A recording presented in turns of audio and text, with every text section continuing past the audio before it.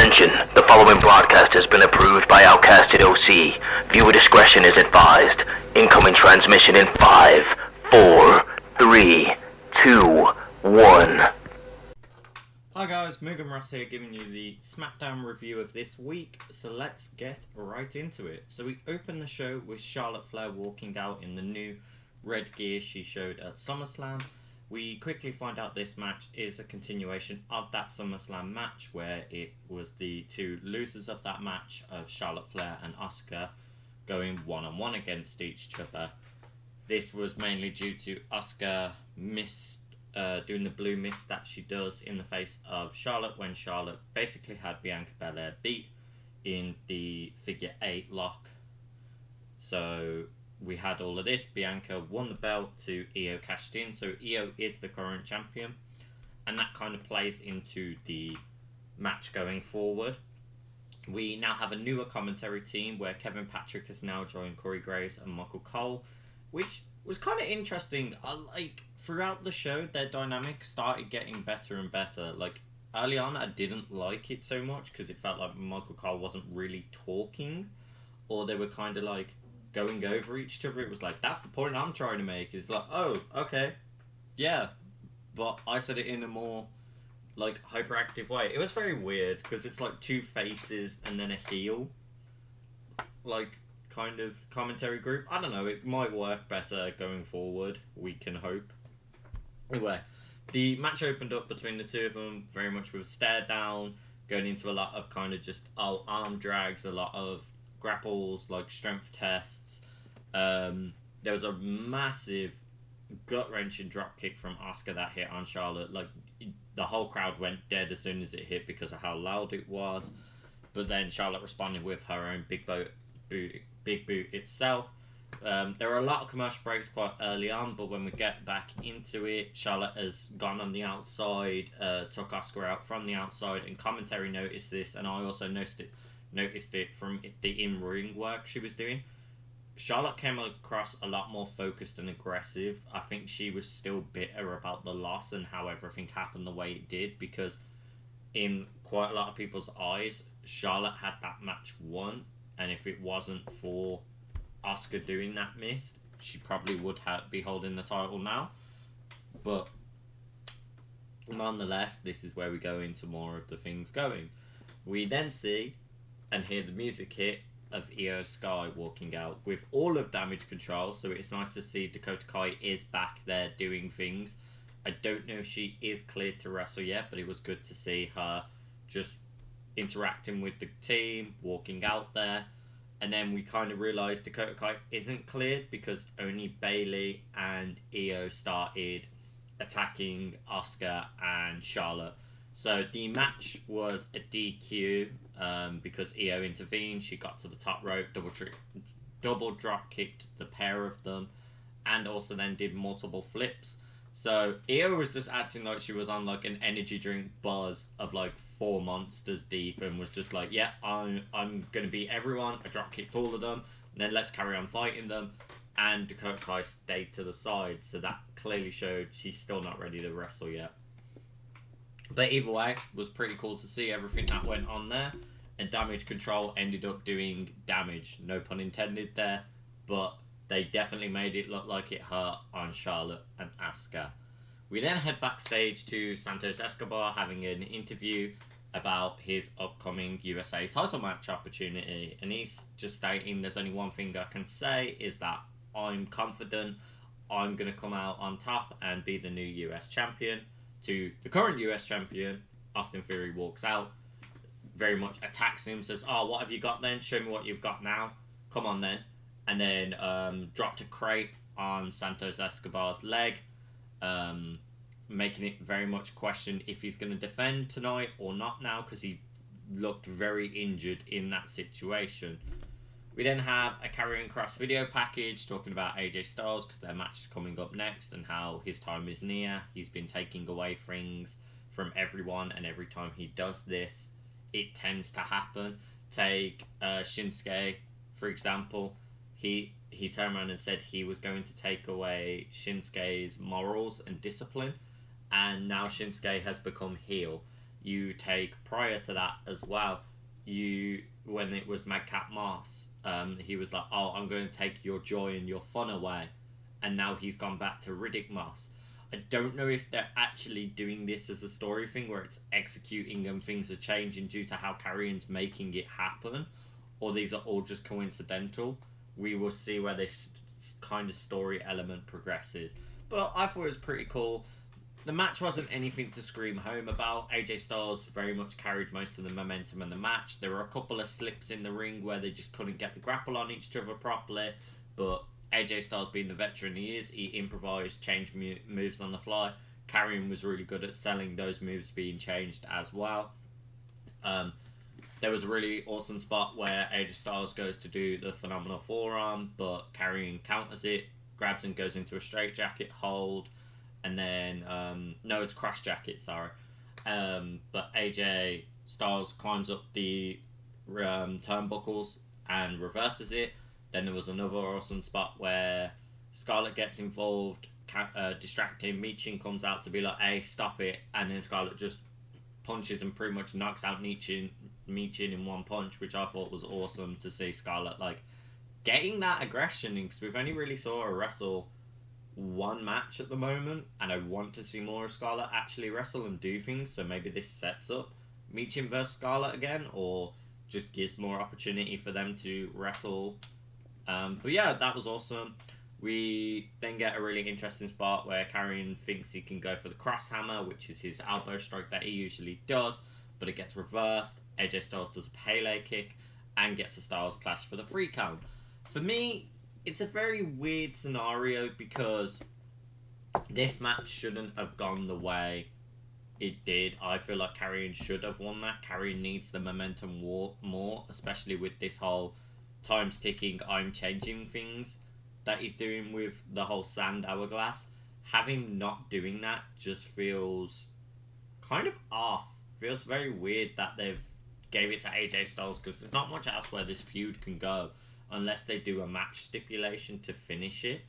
There was also an honourable mention spot of Scarlett taking a massive bump of going through the announce table from when Michin got revenge and threw her over, which I thought was pretty dope. We then transition into Edge coming out with a crazy pop after the previous match. This is because it is in Canada, so Canada fans always do love Edge because Edge preaches his hometown quite a lot and is big on Canada in general. He stated he wasn't even really booked to be on here, so I think that's what also added the crowd, is that he's came out and done a surprise. He's just speaking about how he's got his 25th anniversary coming up, and that he wants to have a match. But just before he goes into in depth with that, we go to a little backstage segment of just checking in on Santos Escobar. And it looks really awkward because Austin's now walked backstage just being like, oh yeah, what is the update? How is it? Because I'm quite upset. I'm not going to be able to defend my championship now, even though he was the one who caused it. So it was a bit awkward. Ray walks out being like, no, Santo will be fine. Just don't worry about it. Santo will be there and he will win that US championship. And then Austin just gets in Ray's face, says, oh, okay then, I was worried. Really playing into this heel persona of just like, yeah, I beat him. I knew I did, but it's all his fault. He couldn't take the beating type of deal. Ray looked like he was going to swing, which is interesting because now that teases that maybe Ray wants to challenge Austin or get revenge at this point. We then go back to Edge saying about this match that he was saying how it's been 25 years and he wants to have it with someone that he's had a lot of history with and someone that he's never wrestled yet. So a lot of people were speculating who could he mean, who is he going to call out. He's had a long tenure of a lot of different wrestlers throughout his history. Who has he not really wrestled? And the person he names is Sheamus, which I thought was awesome because it is true the two of them have never wrestled, but they have a very long history of friends together. They even mentioned the Celtic Warrior YouTube series where they have footage together from 2019 where they did bike riding together, and this is where Edge fell off his bike, how it slipped away from him. and that kind of got him the idea of maybe I can take bumps again. Maybe it's not that bad as it thought, and Sheamus kind of was like a driving motivation for that as well. And just how Sheamus was one of the first people to kind of like help train Edge back up, get in the ring, and how that like Sheamus became part of the extended family when they were training together, which I thought was amazing. Sheamus comes out, they have a lot of back and forth banter. There's a photo showing of Sheamus on one of Edge's daughter's bikes from the same shoot that they did of that bike ride together. It's just great to see them kind of like take away from the seriousness and everything like that. But then Sheamus is like, oh no, let me get serious for a minute. Tells a very in-depth story about how he went through it in like 2004. He didn't know if he wanted to become a wrestler and follow his dreams and do the pursuit of it, or just carry on working some odd IT job or whatever job he was doing at the time. He stated at that time he was bartending for a quite well-known bar, and WWE were in town, and he was serving everyone the night after they wrestled, and was just saying about how he would go walk up to talent, ask for any advice, ask how he can kind of get into the industry, where to kind of go about it. And a lot of the talent gave him a cold shoulder, except for Edge. Edge, just like around the time, was doing a championship tour. He was on the show, on the road all the time. He didn't have to speak to Sheamus. He was just trying to be there to relax, but he did. He gave him great advice, helped him out, and then offered to buy him a pint of Guinness, which to Sheamus, clearly that's a massive deal. If you know you're Irish, you know Guinness, you know how it works that way. And then it's very interesting how this story developed even more. So a lot of them were very wholesome. So another honourable mention moment there of just Edge nonchalantly being like, "Hi Ridge, hi Butch, good to see you fellas. How you doing?" It was like, wait, what? Like, y'all y'all interact with them. Like, it was kind of surreal, really awesome. Sheamus has a whole bit where he's like, "Oh, I'm deaf in my left ear. Crowd, what do you think about this match happening then?" And everyone's screaming, "Yes, do it." Sheamus then goes, "Well then, if you change the drink you mentioned from Scotch to a Guinness, match is on." They shake hands. Edge goes to look away to look at the crowd and smile at the hard camera. So Sheamus pulls him back in and goes, "Let's hope you didn't make the wrong decision there," which I thought was pretty awesome. I feel like that really added to that. Oh, is this match going to be more than just like friendship? Is it going to be brutal? Is Sheamus going to actually like potentially try and retire Edge where Edge was meant to retire originally? Who knows? This story is very unique because it's a lot of close to home, but it's also like very telling in wrestling style of where Sheamus's character is at the moment. We then go to LA Knight walking out, straight business of, no, let me talk to you on the mic, just walking straight down, having everyone shout the yeah towards him as he walks in the ring. He's going against Top Dollar. It was very interesting, the interactions there. Corey as they're walking out, it talks about Hulk Hogan's birthday, everyone doing the whole "what you gonna do, brother" type of thing, and then Kevin Patrick tries to do it, and he was like, no, say happy birthday, no one wants to hear you flex your muscles, you NPC. So Corey Graves even knows about the jokes that we call Kevin Patrick an NPC who just does throwaway commentary like an NPC character, which I thought was gold. The match starts with LA Knight and Top Dollar. Yeah, a lot of LA Knight's momentum is crushed because all of Hit Row start cheat shotting. Every time the ref is distracted, LA Knight constantly getting hit by two different people back to back to back. Then it gets very quick into LA Knight finds momentum, hits a bulldog on the top rope onto Top Dollar to then go into his signature version of a people's elbow that he does with just LA Knight instead. And then also hits a blunt force trauma to get a quick and easy win. A lot of the commentary team were just laughing and joking about the match, having a good laugh. And LA Knight just made it very quick, easy, done. He then hops on the mic and then does the whole let me talk to you and make sure everyone knows it doesn't matter where you're from. He's the megastar. Doesn't matter if you shout you're awesome. Doesn't matter if you look like Uncle Phil. End of the day, I'm going to make everyone know whose game is it, and it's LA Knight's game. Yeah.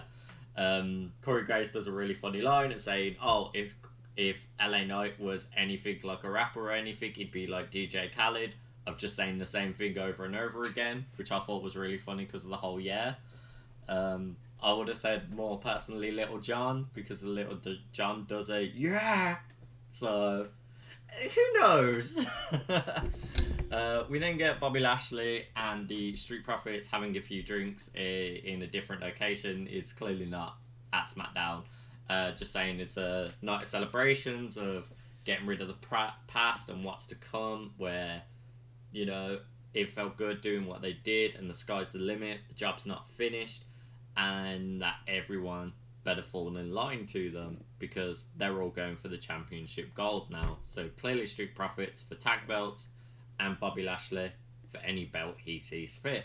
I feel like they still could add some members. I don't get why we haven't saw any of Shelton Benjamin or Cedric Alexander still involved like this. Kind of upset that Bobby Lashley's just kind of throwing them to the side for the new models of the Street Profits.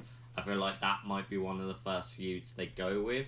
Also, is MVP not involved because he's too focused on Omos, or was Bobby Lashley just done with kind of MVP's involvement in the Hurt Business and he blames MVP for kind of like the fail of it? We will see where this all goes.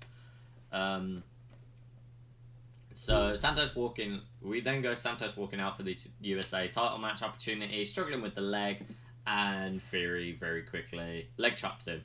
So he hits the back of the knee, meaning Santos is pretty much out of it. He can't use his leg. He's really struggling now, and it hurts 10 times worse. You see everything going down. So what's now happening is Ray looks across to Santos and goes like, let me do it. And then you see Adam Pearce run down, and Adam Pearce is like, okay, listening to Ray talk. While this is happening, Austin Theory's in the ring with the mic, just be like, oh, I'm sorry, you guys can't see Austin Theory, and doing Austin Theory's best work. You know, I wanted to defend the title, but it's not my fault that, you know, Santos Escobar's weak. Anyway, ref, get it. Lift my hand up because I'm going home. And then Adam Pearce is like, no, you're going to defend the belt. Rey Mysterio is going to do it. Santos shakes Ray's hand, gives the blessing to get the job done, passes him the LWO kind of armband. Ray slides that on, runs into the ring and goes for the fight. The bell hasn't even rung yet, and Ray's just swinging, hitting kicks, several spots. Gets Austin to go outside of the ring, hits a Hurricane Rana on the outside of the ring, going in towards a barricade. Match goes in, as much as you would expect. A lot of back and forth there. Austin really not getting much momentum. There was a really awesome turnbuckle spot where Ray kind of threw Austin on the turnbuckles, and Austin hit like all of his back, like on all three buckles, like bit by bit by bit, which then played into the next part of the match where Austin looks like he's going to go hit the A-Town down, but his back gives out, which gives Ray momentum to hit another 619 setup. He runs through, hits that, and gets the free crown. So we now have your new USA champion, which is very interesting because now both Mysterios of Dominic Mysterio and Rey Mysterio are both US champions respectively. Hopefully, if Survivor Series plays out right and bragging rights happen, I'd love to see the father-son feud of NXT USA versus normal USA. I would love to have that on the card because I think we got Ray and Dom at WrestleMania, which makes sense, but there's always more to tell with that story. Like, the father-son dynamic is always still sat there. We now go into your main event, which there is a lot to unpackage here. Roman Reigns walking out for the Acknowledging the Chief segment. They all get down into the ring, and Roman asks the very interesting question of, where's Jimmy? Have you spoke to Jimmy yet? And Paul Heyman, being the wise man, being like, no, I haven't spoken to him all day. Well, tell a lie. I spoke to him earlier today, and he seemed very off and salty about everything. To Jimmy appears back behind, the whole crowd shouting, "You sold out! You sold out!" To Roman kind of reassures Jimmy. He's like, "Yo, ignore them. They mean nothing. Come on, what? Name your price. What do you want to talk to me about? Like, name your price. What is it you wanted? Why did you do this? Like, what can I give you?" It's like, "You want a boat? No. Let me change that. You want a yacht? Cool. Eat done. You want a new car? Done. You want this? Done." And it was like, "I don't want anything from you. What I did at SummerSlam was nothing involving you." And this is crazy because as soon as he says that, we get Jay walk out. And Jay walks down, doesn't even look at Roman, doesn't even let them talk, say nothing. He just looks Jimmy straight in the face and goes, "I'm about to throw 37 years down the drain unless you tell me why you did it." And Jimmy says, a load of people speculating it was jealousy. Loads of people saying it because I was upset with what you did. No, I did it out of fear and out of love because I love you, brother. But if you won, you'd become tribal chief. Then you'd become the head of the bloodline? Then where does that leave the Usos? And you would end up getting the power. You'd end up getting in the same mentality Roman is, and you'd become Roman. And I didn't want that for you. I didn't want to lose my brother, which I thought was a very unique twist that none of us really thought was gonna come out of that. A lot of us all thought it was for the jealousy. A lot of us were all saying it was because Jay kind of went into business for himself, for the belt, for the bloodline, like to become the new tribal chief, not just for revenge for Jimmy. So it was interesting that Jimmy came out with saying all of that. Jimmy's like, "So if you want to kick me, if you never want to talk to me again, I get it, but I did it out of love." Jay turns his back to Jimmy, basically being like, "I'm not going to look at you, but I ain't going to do anything. I've just turned myself away from you." To Jimmy just looks at him, starts walking away, and then Roman chimes in because Roman's just let all of it happen. Goes like, "This ain't about you. I've been saying this for 3 years. This is the perfect time I told you so. Ain't nobody care about you and your brother. It's been done. It's one thing that's always consistent. It's me, and you need to acknowledge me."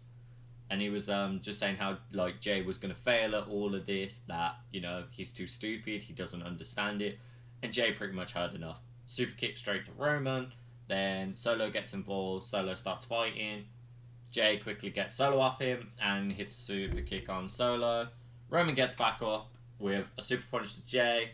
Jay responds when he gets back up by getting in another sneak super kick into a spear. As Jimmy's right near the end of the walkway, Jay's like, "Yo, Jimmy, come here. Looks like he's gonna go hug his brother, be like, "Nah, it's cool, we're done."